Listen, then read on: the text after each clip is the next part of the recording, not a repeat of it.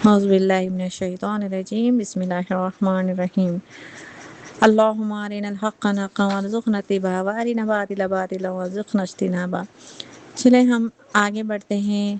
عبد المطلب آپ صلی اللہ علیہ وسلم کے دادا جو اللہ سبحانہ تعالیٰ سے وعدہ کیے مجھے 10 بیٹے ہوں گے، زمزم کے کنویں کی کھدوائی کے وقت جھگڑا ہو گیا تھا نا، تو وہ سالو ہو گیا۔ اس کے بعد کرے کہ اللہ اگر مجھے 10 بیٹے عطا کریں گے تو میں ان میں سے ایک بیٹا کو اللہ کے کعبہ کے سامنے ذبح کروں گا۔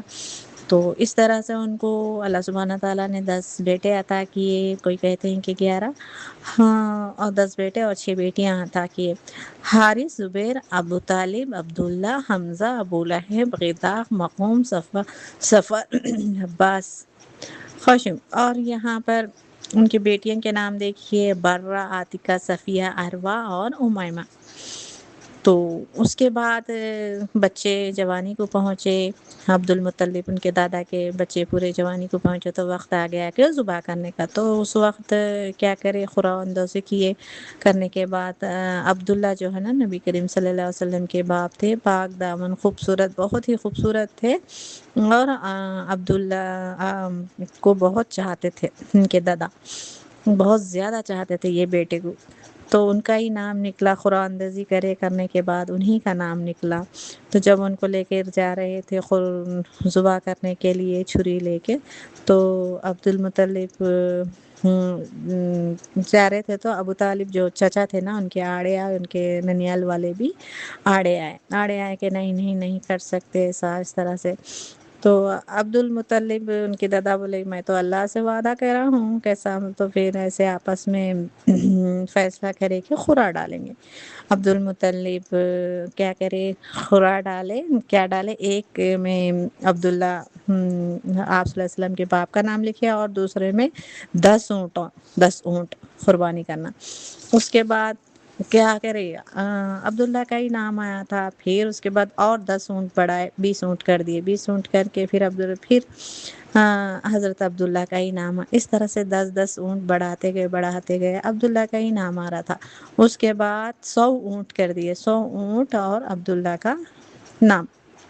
100 اونٹ کرنے کے بعد اللہ سبحانہ تعالیٰ کیا کرے، اونٹوں کا نام آیا۔ تو اس طرح سے 100 اونٹ قربان کر دیے گئے اللہ کی راہ میں، کعبہ کے پاس۔ اس طرح آپ صلی اللہ علیہ وسلم کو 2 ذبی کی اولاد کہا جاتا ہے، ایک کیا ہے، اسماعیل علیہ السلام، دوسرا آپ صلی اللہ علیہ وسلم کے والد عبداللہ۔ تو اس طرح سے عبد المطلب نے اپنے صاحبزادے عبداللہ کی شادی حضرت آمنہ رضی اللہ تعالیٰ عنہا کو کر دیے، اور اس کے بعد انہوں بھی رتبے کے لحاظ سے بہت مشہور تھے، مشہور خاتون، افضل ترین، اچھے تھے۔ تو دونوں خاندان کا ہوا، اور بنو زہرہ کے سردار بھی تھے ان کے باپ، جو حضرت آمنہ کے باپ۔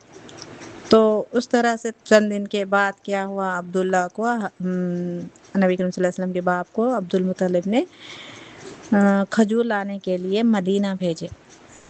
بعض نے کہتے ہیں، سیر کہتے ہیں، تجارت کے لیے شام تشریف لے گئے، قریش کے قافلے ہمراہ واپس ہوتے ہوتے مدینے میں وہ انتقال کر گئے، مدینے میں ہی ان کا انتقال ہو گیا۔ تدخین وہاں پر ہوئی جب ان کی عمر کیا تھی، 25 سال کی تھی، تب رسول اللہ صلی اللہ علیہ وسلم پیدا نہیں ہوئے تھے۔ کہا جاتا ہے کہ رسول اللہ صلی اللہ علیہ وسلم ان کے والد کے انتقال کے، موت کے 2 مہینے بعد پیدا ہوئے۔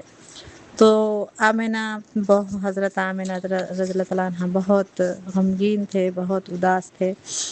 اس کے بعد 2 مہینے کے بعد رسول اللہ صلی اللہ علیہ وسلم پیدا ہوئے۔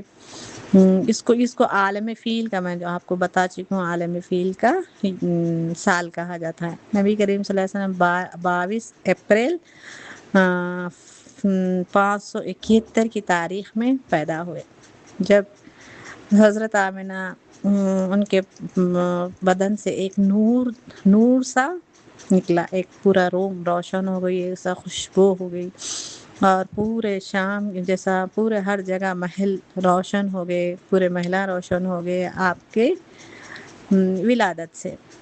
تو آگے کا واقعہ پھر نیکسٹ ٹائم پورا کریں گے، ٹھیک ہے؟ سبحانک اللہم بحمدک نشہد ان لا الہ الا انت نستغفرک و اتوب الیک۔ السلام علیکم ورحمۃ اللہ وبرکاتہ۔ کوئز کے کوشچنز دوں گی میں آپ لوگ کو، اسی میں سے غور سے سنیے۔